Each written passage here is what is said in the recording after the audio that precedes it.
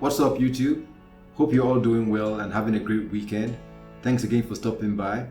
Last week we went through lifestyle changes that can reduce or lower blood pressure, and we observed three major things: how being overweight, bad diet, and lack of exercise could actually be contributing factors, as well as genetics, right, to your having high blood pressure or developing high blood pressure. And we analyzed some things that you can do, especially with respect to reducing your sodium intake and increasing your potassium intake, right? And we're able to get somewhere. But I want to add some things to that today by talking about 5 foods that you can actually get, especially for those of you in Nigeria. These are readily available and are inexpensive.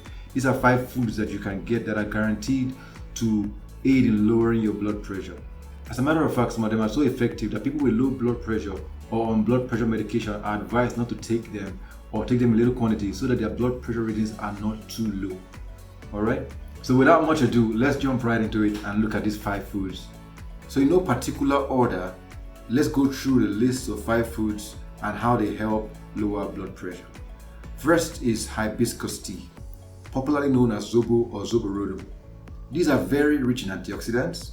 They help remove excess fluid and also helps relax your blood vessels. So all these help lower blood pressure. Next on the list we have ginger. Ginger can act as a blood thinner. This will definitely aid in blood circulation and definitely help lower blood pressure. It also helps to relax blood vessels. And ginger also prevents plaque formation in arteries. So all these help in lowering your blood pressure, and ginger has also been proven to be effective. Next on the list we have garlic. Garlic is very effective for lowering blood pressure.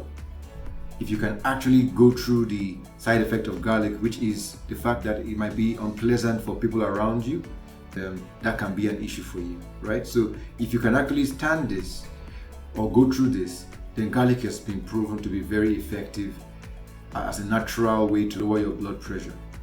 So how does garlic do this? It relaxes and dilates your blood vessels. It relaxes your cardiac muscles. All these enable blood circulation and thereby lower your blood pressure. So when taking garlic, you're looking for the compound allicin, formed as garlic gets in contact with the air as you crush it or as you slice it. So you want to actually just do this. You want to actually kind of crush or slice your garlic to enable you develop this compound before you actually ingest the garlic. That's what you want to look out for when taking garlic. Next on the list we have moringa. The Hausa will call it Zogale. Moringa is actually very, very rich in potassium. Apparently 100 grams of moringa will give you about 1,200 milligrams of potassium. So it's very rich in potassium. It actually is said to have 3 times the amount of potassium that what you find in bananas, gram for gram. It also has a lot of calcium. It also has a lot of vitamin C. So all of these things are very effective in dealing with high blood pressure. It helps to prevent the arteries from thickening as well. So moringa is an effective natural way also to lower your blood pressure. Moringa can be taken in various ways. It could be ground and taken as tea. It could be cooked with food and eaten.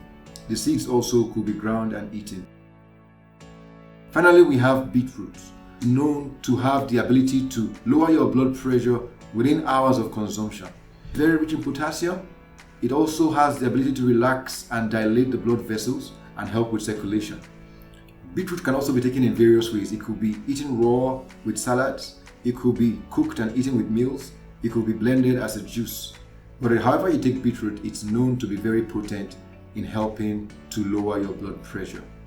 So it's important that we're cognizant of what could cause us to have issues with our blood vessels, our arteries. And majorly this has to do with particular kinds of fats, trans fats and saturated fats.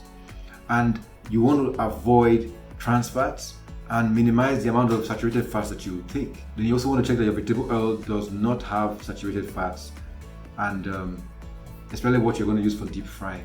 Okay, here's a quick tip. A lot of us reuse our deep frying oil, and it's important to take note that reused oil or reheated oil begins to decompose after a while. So you want to be conscious of how you reuse oil.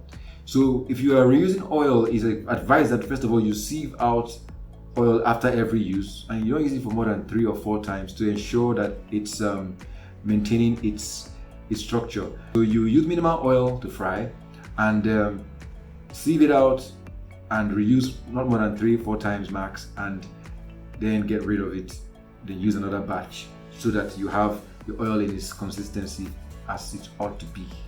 So it's important to note that this does not de-emphasize the importance of exercise, maintaining your weight, and changing your lifestyle.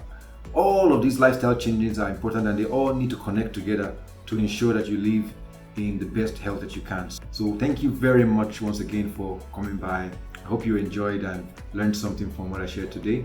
Kindly share with others who might be in these scenarios or who you feel this would help, and subscribe to the channel. I'll be sharing things like this weekly on how you could be motivated to work out, things you could do with your diet, lifestyle alterings that will help you just to stay fit. And of course, I'll also share things that have to do with fun every once in a while, how you can enjoy yourself and just live life. So wishing you a lovely week ahead, and as I always say, have a lovely one.